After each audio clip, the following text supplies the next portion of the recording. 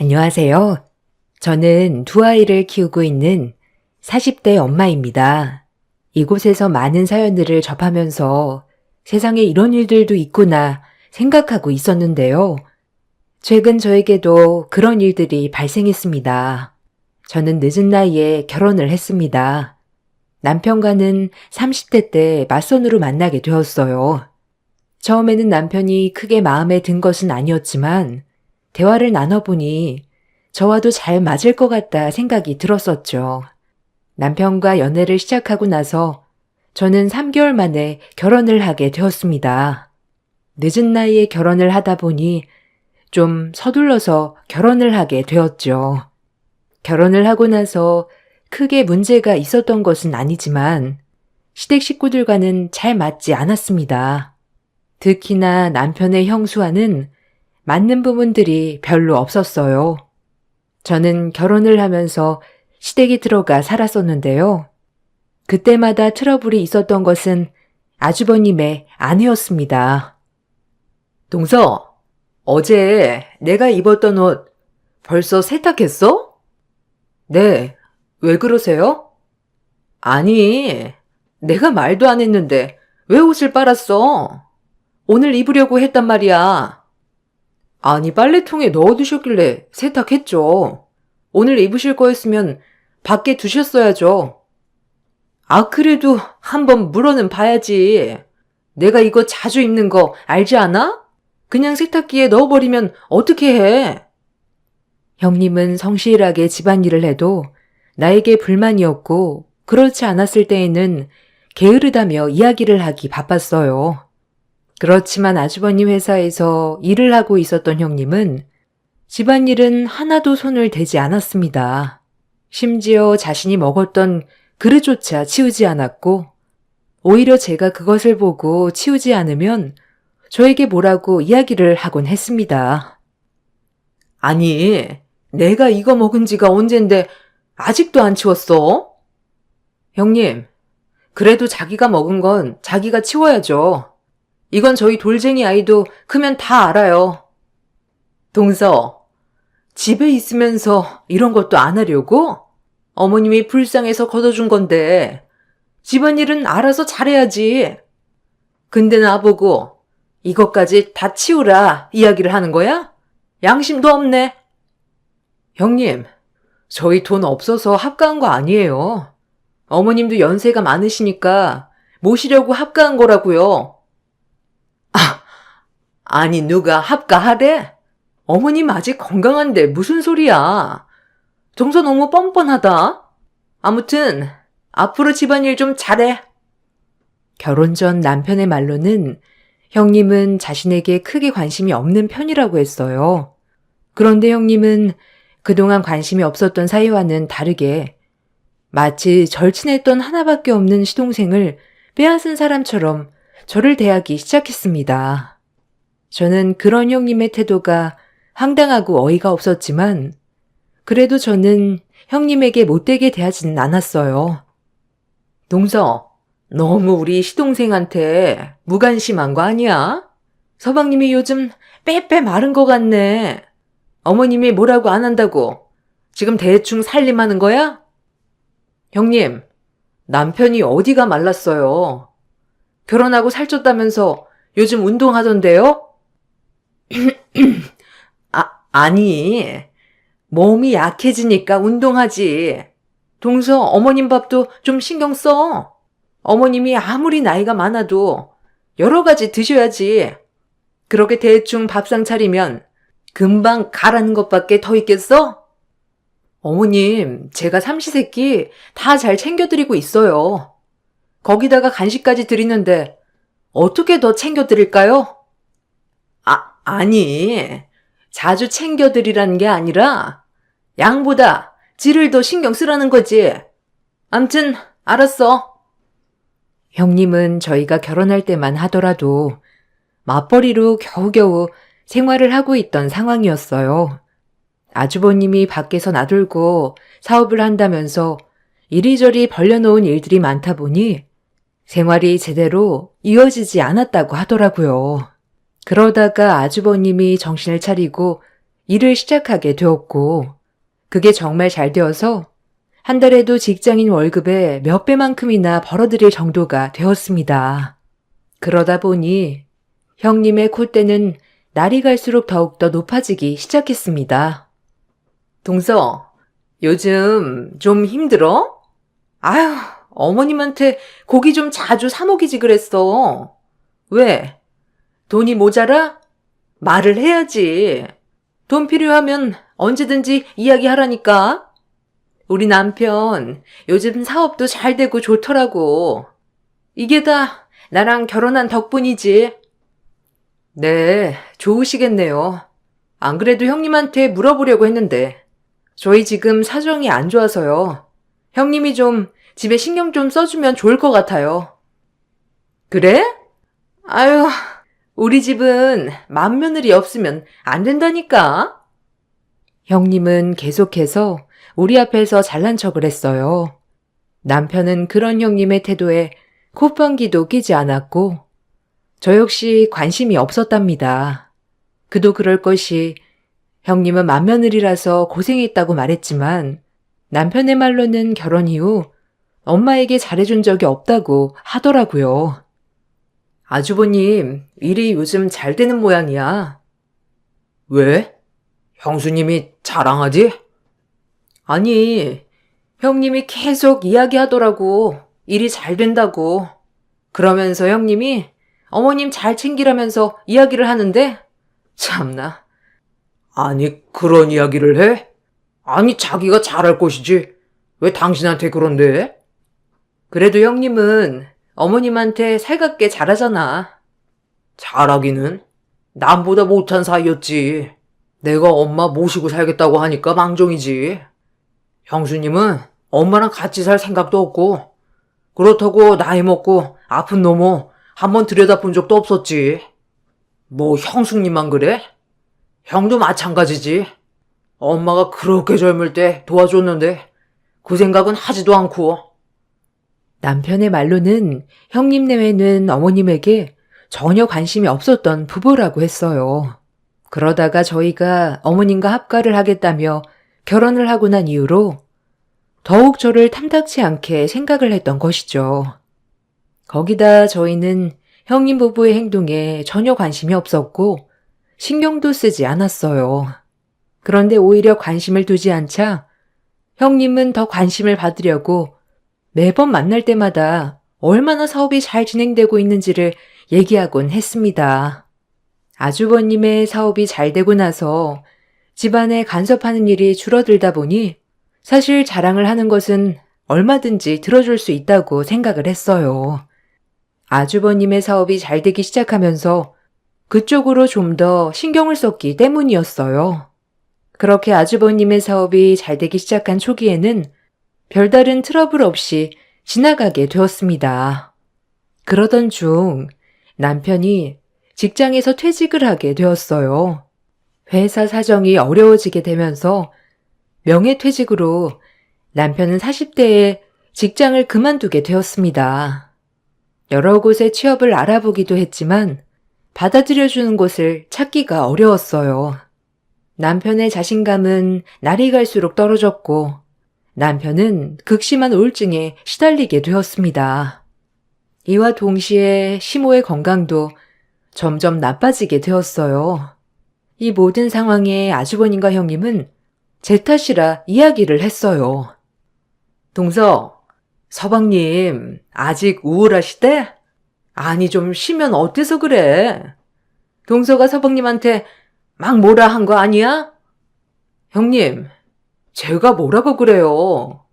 저도 남편 조금 쉬었으면 좋겠다 생각을 하는데 본인은 그게 받아들여지지 않는가 보더라고요. 저도 많이 이야기하고 달래주고 있어요. 근데 아직도 그런다고? 아니 40대밖에 안 되었는데 동서가 엄청 뭐라고 한 거 아니야? 어머님도 그렇고 요즘 통 기운이 없어 보여. 아니 제가 뭐라고 그래요. 갑자기 일을 그만두니까 그럴 수밖에 없죠. 본인 의지도 아니었고. 아무리 그래도 말이야. 이상하지 않아? 일 그만두면 속 시원해야 하는데 그렇게 울증이 걸리다니 옆에서 뭐라고 한 게 아닌 이상? 형님, 제 탓이라고 하고 싶으신 거예요? 무슨? 내가 동서 탓이라고 했어? 말이 그렇다는 거지. 동서, 요즘 좀 예민하다. 어머님이랑 서방님이 아파서 그런 거야? 이런 것도 다 자격지심이야. 마음이 좀 넉넉해야 하는 일들이 잘 되지. 그런 못된 심보 가지고 있으면 잘 될 일도 안 된다고. 형님, 정 걱정되시면 형님이 어머님 모시세요. 아니 내가 어떻게 어머님을 모셔? 우리 남편 일 도와주는 것도 바쁜데. 형님은 마치 시모와 남편이 잘 되지 않은 일이 나의 탓인 것 마냥 이야기를 했어요. 제가 따질 때마다 그냥 해본 말이라며 이야기를 하면서 제가 너무 예민한 거라며 이야기를 했지만 저는 그런 형님의 태도에 황당했을 뿐이었습니다. 시모는 나이가 많이 드셔서 노안으로 인해 기운이 없으셨던 상태였어요. 그러다가 시모가 돌아가시게 되었죠. 남편은 그 이후로 경제활동에 대한 의지를 잃어버리게 되었습니다. 시모의 장례식 날, 첫째 날의 시숙은 잠시 왔다 갔을 뿐 자리를 함께 하지 않았어요. 심지어 조문객을 받는 날에도 시숙의 모습은 볼 수는 없었습니다. 형님에게 이야기를 해보았지만 형님은 오히려 저를 나무랐어요. 형님, 아주버님 언제 오세요? 그래도 어머님 돌아가셨는데 마지막 가는 길은 보셔야죠. 동서, 아니 마지막 장례할 때만 오면 되지. 왜 이렇게 이야기를 해? 바쁜 사람 이것 때문에 오라가라 해야 되겠어? 사업이라는 게 다 그런 거지. 무슨 이런 일로 계속 오라고 해? 형님, 그래도 아주버님 어머님인데 끝까지 함께 해야죠. 아유, 동서. 사업도 안 해보고서 무슨 말을 해? 우리가 알아서 잘할 테니까 신경 쓰지 마. 어차피 여기 장례하는 비용도 우리가 내는 건데. 그렇게 따지면 우리가 더 잘하는 거 아니겠어? 우리 아니면 여기서 장례나 제대로 치렀겠냐고. 형님은 마치 돈으로 모든 것을 해결하면 되는 듯하게 이야기를 했습니다. 그런 형님의 태도에 저는 기가 막혔지만 그렇다고 해서 어머님의 장례식 날에도 형님과 싸울 순 없다고 생각을 하고 꾹 참게 되었죠. 장례가 끝이 나고 나서 시숙은 마지막 어머님이 화장을 하시는 시간에만 볼 수 있었습니다. 저도 너무나 서운한 마음이 들었지만 남편은 형의 그런 모습에 더더욱 서운함이 들었던 것 같아요. 어머님께서 떠나고 난 후로 남편은 심한 우울증으로 공황장애까지 얻게 되었고 결국 경제활동을 더 이상 하지 못하는 상황까지 이르게 되었습니다. 그러자 저는 생계를 위해서 여러 가지 일을 시작했죠. 아침 일찍 요구르트 배달 일을 시작했고 그 후에는 다른 일을 하게 되었습니다. 다른 것보다 요구르트 배달 일은 처음에는 너무 고단했지만 하면 할수록 재미를 느낄 수 있었어요. 특히나 이른 아침에 부지런하게 일을 시작하는 사람들을 보면서 삶의 의지를 다질 수 있어서 좋았죠. 요구르트 배달을 마치고 나서도 다른 낫일을 하고 저녁에는 부업을 하면서 생계를 이어나갔습니다. 중간중간 힘든 날도 있었지만 아무리 도움을 요청해도 형님은 한 번도 도와주지 않았어요. 경제적으로 힘이 들었다면 이해라도 했을 테지만 아주버님 내에는 매년 해외로 여행도 떠나고 외제차로 수시로 바꾸기도 했습니다. 심지어 어려운 지인을 위해서 투자도 했다는 소식을 듣게 되면서 가족이라 생각했던 것은 우리뿐이었구나 느끼게 되었어요. 살아가면서 많은 충격을 받기도 했지만 열심히 노력을 하다 보면 언젠가는 해뜰 날이 있을 거라 생각을 했었죠. 그렇게 열심히 일을 하던 중 어느 날 요구르트 배달 문의가 들어왔습니다. 네, 요구르트입니다. 아, 네, 안녕하세요. 저희 제트 기업이라고 하는데요. 여기 아침에 혹시 요구르트 배달 가능한가요? 아, 제트 기업이요? 어떤 거 주문하시겠어요? 네, 작은 요구르트로 30개씩 매일 아니면 격일로 배달 가능할까요? 네, 알겠습니다. 혹시 안으로 배달을 해드려야 할까요? 아, 아닙니다. 아침에 문 앞에 두시면 출근하는 직원이 가지고 갈 거예요. 제트기업은 아주버님이 운영하고 있던 기업이었습니다. 지점으로 운영하고 있었던 아주버님은 기업이 성장을 하면서 덩달아 지점의 성장으로 이어졌던 것이었죠. 그곳에서 요구르트 주문이 들어오자 저는 많은 고민을 했습니다. 그렇지만 배달을 안 한다는 건 있을 수 없는 일이었고 어차피 아침에 문 앞에만 두고 가면 된다고 하니 크게 문제가 될 것이 없다고 생각을 했었죠. 그렇게 첫 배달날 저는 아주버님의 회사로 배달을 하게 되었습니다. 이른 아침이었지만 누군가 회사에 있는 듯 했어요. 문 앞에 두고 가려고 하니 갑자기 문이 열렸고 그 앞에 있었던 것은 바로 형님이었습니다. 어머, 아니, 여긴 어떻게 왔어? 아, 며칠 전에 배달 의뢰가 들어와서요.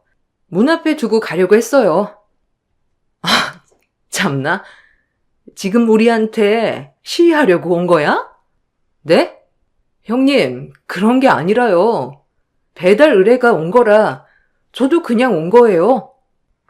아니, 여기 직원들 다 동서가 내 동서인 거 아는데 일부러 온 거잖아. 우리는 이렇게 잘 사는데 동서네가 이렇게 요구르트 배달하는 거 알면 다들 뒤에서 뭐라고 할 거야. 아니, 이걸 가지고 뭐라고 해요, 형님. 그냥 이거 두고 갈게요. 다들 출근하는 시간대에 잘 맞춰서 왔네. 우리 창피 주려고 그런 거지? 아, 그런 거 아니라고요. 저 이만 갈게요. 아니, 앞으로 오지 마. 요구르트 배달 절대로 여기 오지 말라고. 알아들어? 형님, 저희한테 의뢰온 걸 저희는 거절할 수 없는 거 형님도 아시잖아요. 지금 거부하는 거야? 그럼 그렇지.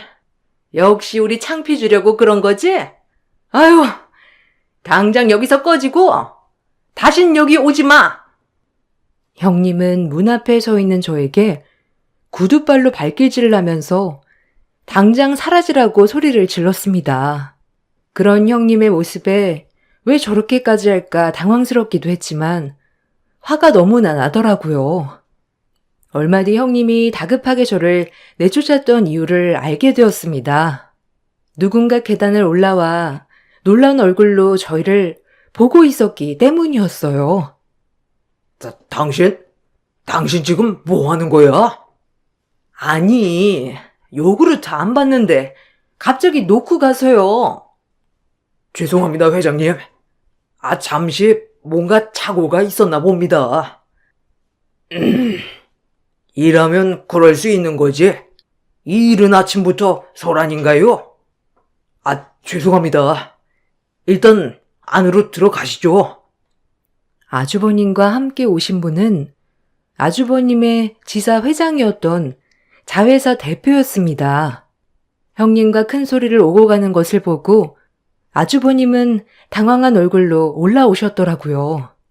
저는 아무 말 하지 않고 자리를 피하려고 했습니다. 그런데 저의 얼굴을 빤히 쳐다보시던 회장님께서 갑자기 저의 팔을 잡은 채 저에게 서둘러 말을 걸어오셨습니다. 혹시 7살 때 미아가 된 적이 있지 않나요? 네? 아니 그걸 어떻게... 그럼 그때 있었던 곳이 희망 보육원인가요? 네, 맞아요. 아이고, 저 기억 안 나나요? 미정이라고 제 딸인데. 미정이요? 그때 그 미정이 말씀하시는 건가요? 네, 맞아요. 그때 저희 집에 미정이랑 같이 찾아오셨죠? 이렇게 만나네요. 그건 그렇게 찾아도 찾을 길이 없었는데. 회장님은 저의 손을 잡으면서 눈시울을 붉히며 이야기를 하셨습니다. 그 모습을 보고 아주버님과 형님은 당황한 표정을 지으셨죠. 저는 회장님의 이야기를 듣고 나서 깜짝 놀랐습니다. 저는 8살 때 지금의 부모님께 입양이 되었거든요.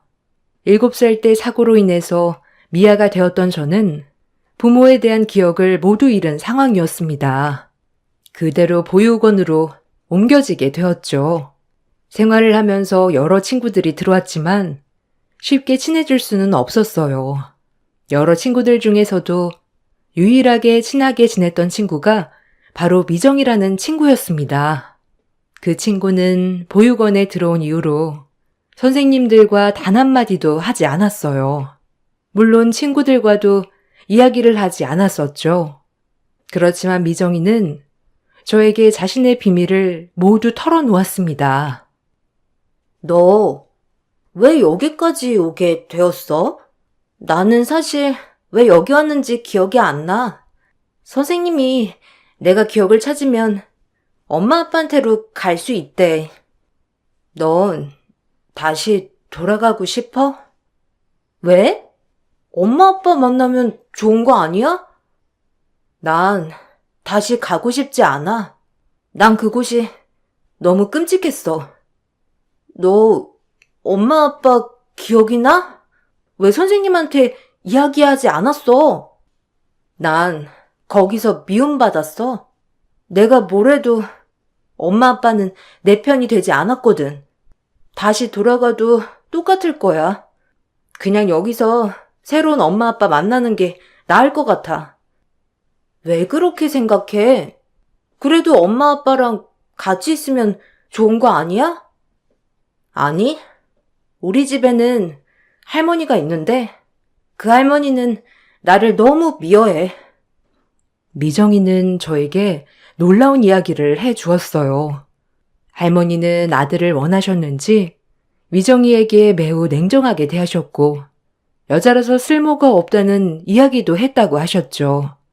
그 얘기를 듣고 나서 엄마에게 말을 했지만 엄마는 전혀 반응을 하지 않으셨고 울기만 하셨다고 해요. 거기다가 엄마가 아빠에게 이야기를 해도 외면할 뿐 제대로 할머니에게 화를 내지 않았다고 하더라고요. 결국 이 가족에게서 더 이상 자신은 필요하지 않은 존재라고 생각한 미정이는 그대로 집을 나오게 되었고 아무런 이야기를 하지 않은 채 다시 입양이 되기만을 기다리게 된 것이라며 저에게 이야기를 했습니다. 저는 그런 미정이의 말을 듣고 마음이 너무나 아팠어요. 저는 기억하지도 못하고 있는 가족을 그리워하고 있었던 상황이라 미정이의 마음이 반대될 수도 있겠다 생각이 들었죠. 입양을 가기 전 저는 미정이에게 마지막으로 친부모를 만나러 가자며 제안을 하게 되었습니다. 미정이는 원하지 않았지만 저는 다음날 입양을 가야 하는 상황이라 지금이 아니면 기회가 없다고 이야기를 했죠. 그렇게 저는 미정이와 친부모의 집으로 향하게 되었습니다. 그동안 보육원으로 봉사를 오시는 분들이 작게 주었던 돈들을 모아 미정이의 친부모를 찾는데 사용을 했습니다. 겨우겨우 버스를 물어물어 알아보고 타고 나서 의심한 사람들에게는 할머니 댁으로 향한다며 이야기를 했습니다. 그 후에 미정이가 기억하는 동네를 찾을 수 있었고 그 동네에서 미정이의 부모님 이름으로 수소문을 내서 집을 찾았고 결국 미정이의 친부모를 찾을 수 있었어요. 미정이는 제게 고맙다는 증표로 금팔찌를 선물로 주었어요. 그렇게 미정이의 집을 찾아가게 된 저는 그대로 다시 보육원으로 돌아왔죠. 그날 이후 저는 한 난임 부부에게 입양이 되었고 그때의 일은 점점 잊혀지기 시작했습니다. 그런데 바로 그 미정이의 아버지가 아주버님의 회사 대표였던 것이죠. 아유, 그때 미정이가 오고 나서 나는 정신을 차렸습니다. 아니, 미정이가 집을 나간 이유를 알고 나서 정신을 차렸죠. 아, 그러셨군요. 미정이는 잘 지내고 있나요? 저도 그날 이후로 까마득히 잊어버렸네요. 아, 그럼요. 미정이는 그날 이후로 정말 잘 지내서 지금 이 회사를 운영하고 있어요. 저도 이제 나이가 많이 들었고 자리를 물러나야 하는 시기라 저 대신 미정이가 이 일을 맡게 되었네요. 그동안 아무리 찾아도 찾을 수가 없어서 답답했는데 이렇게 만나게 되다니 너무 기쁩니다. 사실 죽기 전에는 다시 만나지 못할 수 있겠다 싶었거든요. 아, 미정이도 보고 싶네요. 미정인 사실 다시 돌아오고 싶지 않았다고 했는데 같이 있던 친구가 자꾸만 자신의 마음을 움직였다고 하더라고요. 선생님이 아니었으면 우리 미정이 다시 오지 못했을 겁니다. 정말 고맙다는 말을 하고 싶었어요. 아, 회장님, 말씀 낮추세요. 저는 그냥 미정이가 좋은 가족을 다시 만났으면 좋겠다고 생각했어요. 그때 당시만 하더라도 저는 미정이가 다시 가족을 만났으면 좋겠다는 생각에 했던 일이었지만 결국 그 가족에게는 잃어버렸던 하나밖에 없는 딸을 다시 만나게 되었던 일이 된 것입니다. 미정이 역시 그때만 하더라도 어린 마음에 집을 나가버렸고 무서운 마음에 입을 다물어 버렸지만 제가 가족을 찾아주면서 다시 일상으로 되돌아갈 수 있었던 것이죠. 그 후에 저는 미정이와도 만남을 갖게 되었습니다. 어머, 어쩜 이렇게 어릴 적이랑 똑같이 컸어? 너무 반갑다. 아버지가 너가 차고 있던 팔찌 보고 알아보셨대. 미정아, 너도 진짜 그대로다. 벌써 40년이나 지났어.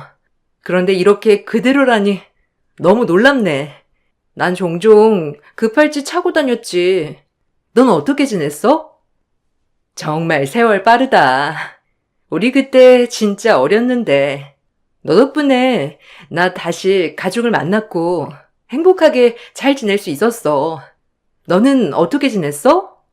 그날 이후로 입양 갔다는 소식은 들었어. 너 찾으려고 했는데 이미 입양 간 가족들은 연락도 안 되고 너는 이름도 바꿔서 찾을 수가 없더라고. 나 입양 가서 그 집안 성씨랑 이름으로 다 바꿨어. 그래서 더 못 찾았을 거야. 잘 지냈다니 너무 다행이다. 나 사실 그때 은혜 갚으려고 더 열심히 살았어.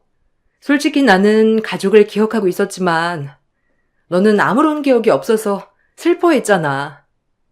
그 보육원에서 유일하게 나를 신경 써주고 잘해주었던 것도 너뿐이었고 언젠가는 만나면 내가 그 은혜 보답하려고 이렇게 노력해서 대표 자리까지 앉게 되었어. 어머, 진짜 축하해. 잘됐다. 너무 잘됐어. 그렇지? 이거 다 네 덕분이야. 어떤 것이든 말만 한다면 다 도와줄 수 있어. 내가 할 수 있는 건 다 해줄게. 원하는 거 있으면 말해봐. 에이, 무슨 원하는 게 있다고 그래. 그냥 그땐 내 친구니까 가족을 찾아준 거지. 지금 생각해보면 정말 대단해. 겨우 7, 8살밖에 되지 않았는데 거기다가 소중하게 모아둔 돈들을 오로지 나를 위해 쓴 거잖아. 그러게 말이야. 아마 마지막으로 했던 선행이 아닐까 싶기도 하고.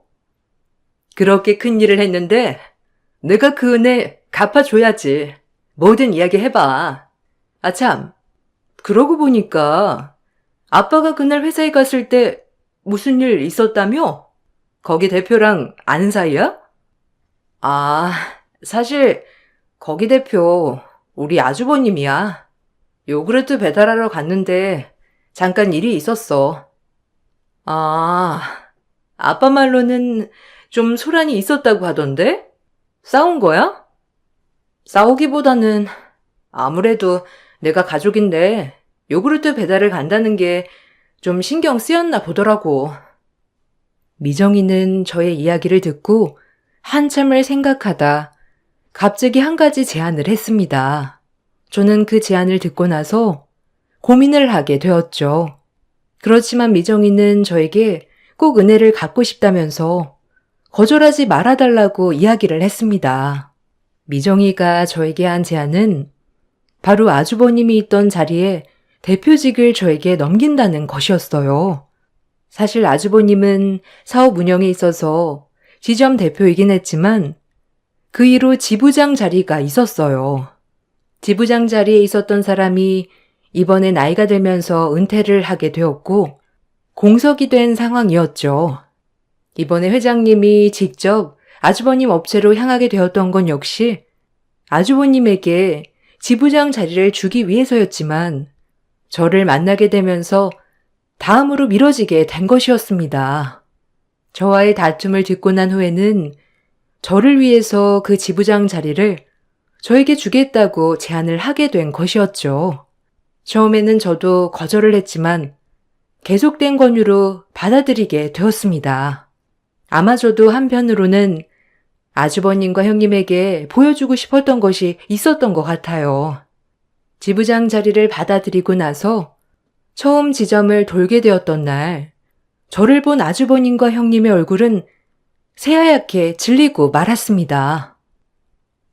아니, 재수 씨가 왜 여기에? 동서가 여기에 어떻게 왔어? 동서라니요? 저는 지부장 김승주입니다. 잘 부탁드립니다. 동서, 이게 어떻게 된 일이야? 지부장이라니? 갑자기 이렇게 될 수 있는 거야? 말 좀 가려서 하세요. 여기가 사적인 자리도 아니고 거기다가 여기 직원도 아니지 않습니까? 모든 사람들 앞에서 저는 공적인 공간에서는 공적으로만 대하겠다고 선언을 했습니다. 냉정하게 사적인 관계는 밝히지 말아달라고 이야기를 하자 아주버님과 형님의 얼굴은 울그락불그락 변하기 시작했죠. 속으로는 너무나 고소한 마음이 들었습니다. 역시나 형님은 인사 후에 갑자기 메시지로 잠시 보자며 연락을 해 왔습니다.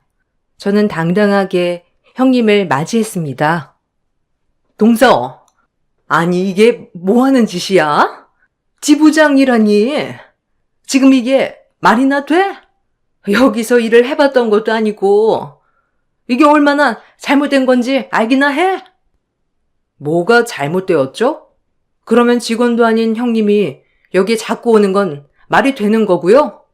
형님은 여기 직원도 아닌데 매번 출근을 하시고는 직원들 부려먹지 않으셨나요?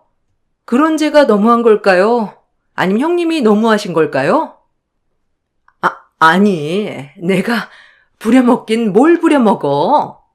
그리고 지부장 자리는 원래 우리 남편이 될 거였는데 어떻게 동서가 될 수 있어? 그건 알 필요 없지 않나요?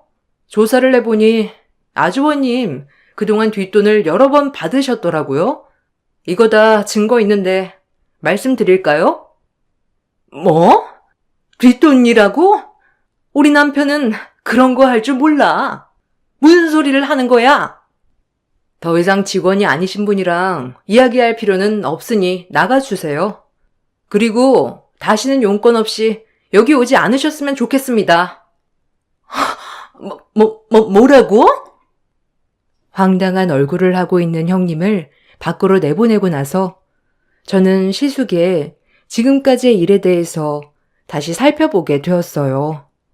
시숙은 지부장의 자리가 자신에게 올 것이라고 생각하고 여러 업체에 뒷돈을 받았던 정황이 있었습니다. 이를 먼저 확인을 하고 보고를 한 후에 시숙에게 이 사실을 이야기했습니다.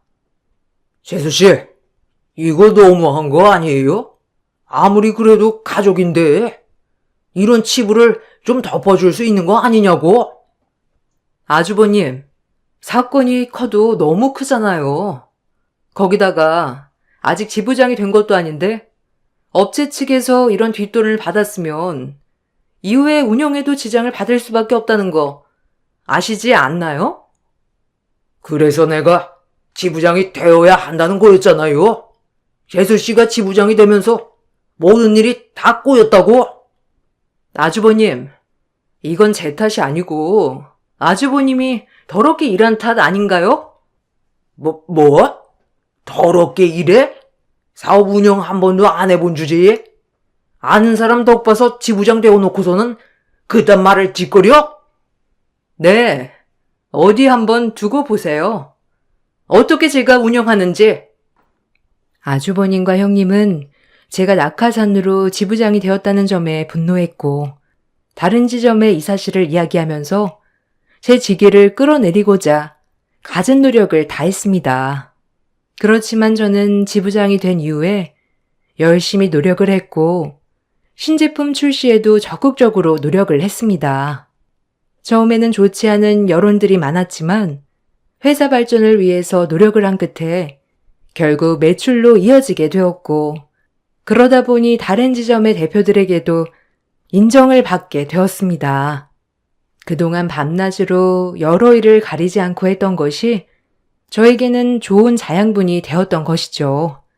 뻔뻔한 태도를 보였던 아주버님과 형님은 사과를 해 왔습니다.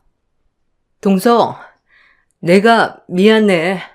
우리 남편 다시 대표직으로 복귀하면 안 될까? 지금 우리도 사정이 너무 힘들어가지고 취업하기도 쉽지 않아. 글쎄요. 그때 제 밑에서 일하기 싫다고 하신 건 아주버님 아니신가요? 거기다가 형님도 그 얘기에 동조했잖아요. 아니, 그건 내가 잘못 생각을 했어. 낙하산이라고 생각해서 잘 운영을 못할 거라고 다들 얘기를 했었거든. 그래서 그만두신 건 아니지 않나요? 그동안 저한테 해왔던 게 있으니 그랬던 거겠죠. 동서, 아니 왜 말을 그렇게 해? 미안해. 내가 미안하니까 우리 남편 좀 다시 복귀시켜줘. 저는 그럴 권한 없습니다. 그리고 이미 대표 자리는 다른 분이 하고 계시니 정 원하시면 직원으로 다시 취업하세요. 형님의 사과를 들으니 저는 더 화가 났습니다. 그렇게 어려웠던 시기에 도움을 줄 수 있음에도 불구하고 저희를 외면했던 아주버님과 형님이 생각났기 때문이었어요.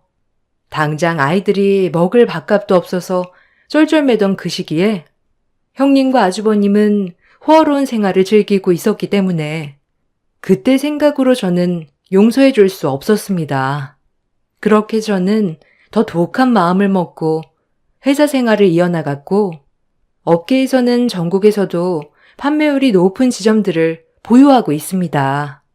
시숙과 형님과는 더 이상 연락을 하고 있지 않아요. 남편은 지속적으로 우울증 치료를 받으면서 다시 일상으로 되돌아가기 위한 노력을 하고 있습니다. 자신의 잘못은 결국 부메랑처럼 자기에게 돌아온다는 걸 알게 되었습니다. 모든 분들의 선의가 다시 축복으로 돌아오시길 바라면서 이만 글을 마치겠습니다. 감사합니다.